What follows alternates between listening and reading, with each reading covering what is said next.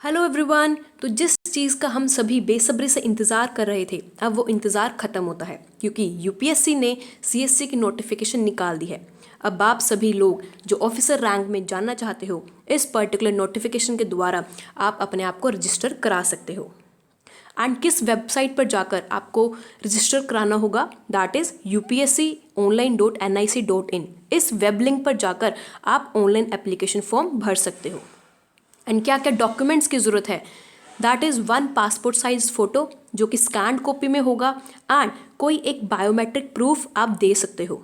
या तो आप आधार कार्ड की photo, PAN card, voter card, passport, driving licence, जो भी ये डॉक्यूमेंट्स इशू किए हैं स्टेट या सेंट्रल गवर्नमेंट ने, आप इन सभी को एज ए प्रूफ अपना वहाँ पर स्कैन करके अपलोड कर सकते हो। तो जो ये डेट है कब तक हम एप्लीकेशन फॉर्म भर सकते हैं, ये है 19 फरवरी से लेकर 18 मार्च 2019 तक। तो आपके पास ये टाइम पीरियड दिया गया है जिसके बीच आप अपना एप्लीकेशन फॉर्म भर सकते हो। जब एग्ज़ाम आने वाला होगा उससे 3 हफ्ते पहले गवर्नमेंट एडमिट कार्ड इशू कर देगी और ये भी इसी साइट से मिलेगा।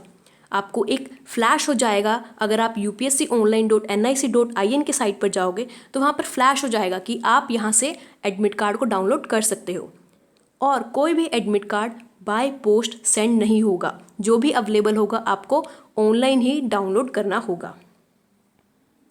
तो आपको पता होगा कि यूपीएससी किस क्राइटेरिया में अपना एग्ज़ाम कंडक्ट करती है।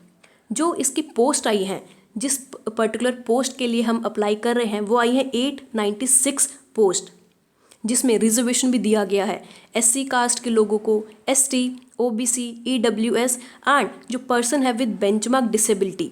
तो इन पर्टिकुलर लोगों के लिए भी यहाँ पर प्रोविज़न दिया गया है जहाँ पर आप रिजर्वेशन का फ़ायदा भी उठा सकते हो। तो अब हम देखते हैं कि कौन कौन से सेंटर्स हैं यहाँ पर दिए गए हैं। आप अपने एरिया के मुताबिक यहाँ पर सेंटर चूज़ कर सकते हो। जो भी आप जिस एरिया में बिलोंग करते हो उसके अकॉर्डिंगली यहाँ से देख सकते हो। जो सिविल सर्विस का एग्जामिनेशन होता है ये 2 स्टेजेस में कंडक्ट किया जाता है। जो फर्स्ट स्टेज होती है that is the preliminary stage, जहाँ पर जो क्वेश्चन होते हैं वो ऑब्जेक्टिव टाइप में होते हैं। आपको 4 ऑप्शन दिए जाते हैं और आपको उनमें से सिलेक्ट करना होता है। और जो दूसरी स्टेज होती है that is mains and interview stage, मतलब जब मेंस एग्जामिनेशन होता है तब आपको लिखकर रिटर्न में पेपर देना होता है और इंटरव्यू में आपका पर्सनैलिटी स्किल्स को चेक किया जाता है। जिसकी वजह से अब जो ये नोटिफिकेशन आई है ये सिर्फ सिविल सर्विसेज एग्जामिनेशन के लिए आई है, जो कि सिर्फ प्रीलिम्स के लिए है। अभी मेंस और इंटरव्यू के लिए नेक्स्ट नोटिफिकेशन आएगी जब आपका प्रीलिम्स हो जाएगा। इसमें जैसा कि हमने देखा काफ़ी ज़्यादा रिजर्वेशन भी प्रोवाइड की गई है। अब हम देखते हैं कि क्या क्या एलिजिबिलिटी है, कौन पर्सन्स, कौन स्टूडेंट्स इस पर्टिकुलर नोटिफिकेशन का फ़ायदा उठा सकते हैं। अगर आपको आईएएस या आईएफएस सर्विस या आईपीएस सर्विस के लिए अप्लाई करना है तो उसके लिए ज़रूरी है कि आप सिटीज़न होने चाहिए इंडिया के। तो आपके पास सिटीजनशिप प्रूफ होना चाहिए इंडिया का। लेकिन अगर आप दूसरी सर्विसेज के लिए अप्लाई करते हो जैसे इंडियन रेवेन्यू सर्विसेज या दूसरी सर्विसेज हैं, तब ज़रूरी नहीं है कि आप इंडिया के सिटीज़न हो। तब या तो आप नेपाल के भी हो सकते हो, भूटान के भी, या कोई तिब्बत रेफ्यूजी भी हो सकते हो जब इंडिया में आए थे 1962 से पहले। तो काफ़ी ज़्यादा यहाँ पर डिटेल में गिवन यह है कि अगर आप माइग्रेट हुए हो पाकिस्तान, बर्मा, श्रीलंका, तंजानिया, ज़ैम्बिया, और अगर आप उसके बाद परमानेंट सेटल हो गए हो इंडिया में, तब भी आप इस पर्टिकुलर एग्ज़ाम को दे सकते हो। और क्या क्या एज लिमिट इसमें डिफ़ाइन की गई है।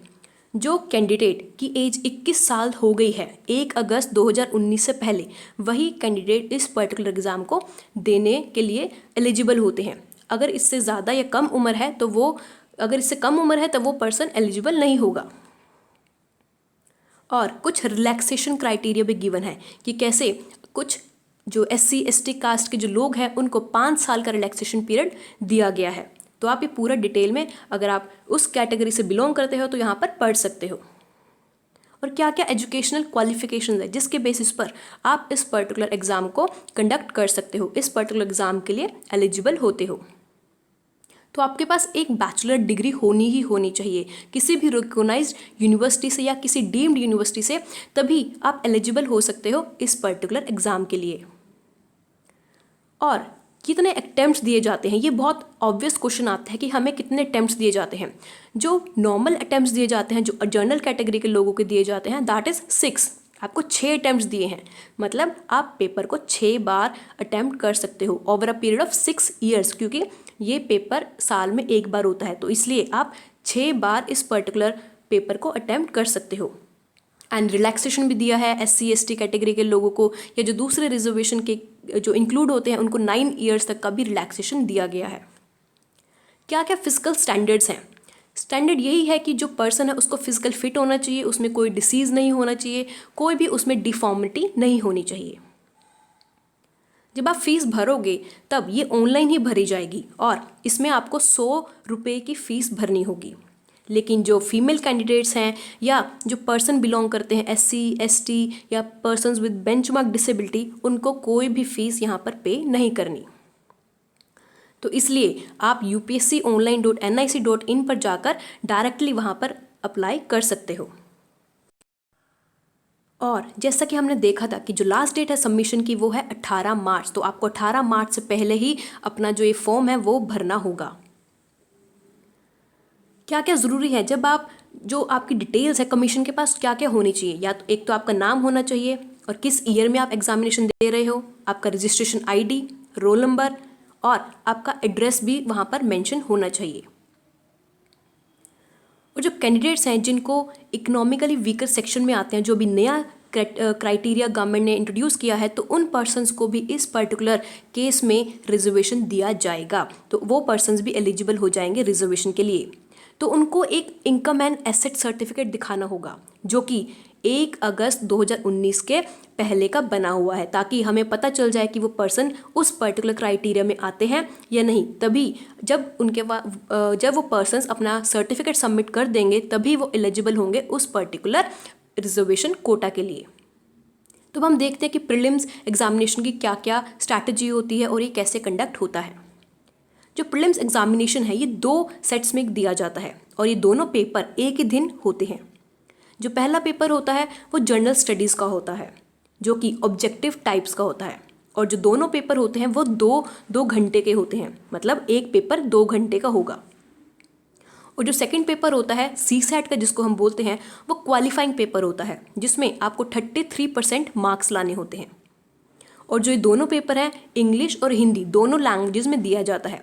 तो आप जो अगर हिंदी बैकग्राउंड से बिलोंग करते हो तो आपको कोई इसमें दिक्कत नहीं होगी, क्योंकि आप पेपर को हिंदी में भी अटेम्प्ट कर सकते हो। तो हम देखते हैं कि क्या क्या सिलेबस है जो कि प्रीलिम्स पॉइंट ऑफ व्यू से इम्पॉर्टेंट है। पेपर 1 के लिए जो हम GS का पेपर 1 बोलते हैं उसमें आपको पढ़ना होगा करंट इवेंट्स, जो कि करंट जो GK चल रही है नेशनल और इंटरनेशनल लेवल की, ancient history, modern history, medieval history, आपको इन सब के बारे में पता होना चाहिए। इंडिया एंड वर्ल्ड ज्योग्राफी, जहाँ पर फिजिकल, सोशल, इकोनॉमिक ज्योग्राफी, आपको सारा कुछ ज्योग्राफिकल कल्चर बैकग्राउंड सब कुछ पता होना चाहिए। एंड इंडियन पॉलिटी, जहाँ पर पॉलिटी, गवर्नेंस, पॉलिटिकल सिस्टम, पंचायती राज, पब्लिक पॉलिसी, ये सब के बारे में पॉलिटी में आपको पढ़ना है।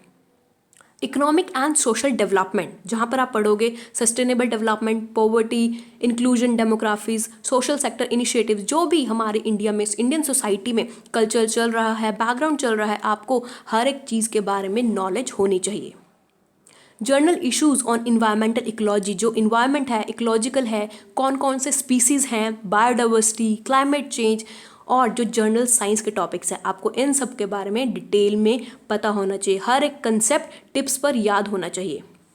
और जो पेपर 2 है उसके लिए क्या क्या बेसिक क्राइटेरिया है, बेसिक सिलेबस है, उसमें आता है कॉम्प्रिहेंशन, जो कि इंग्लिश का कॉम्प्रिहेंशन होता है।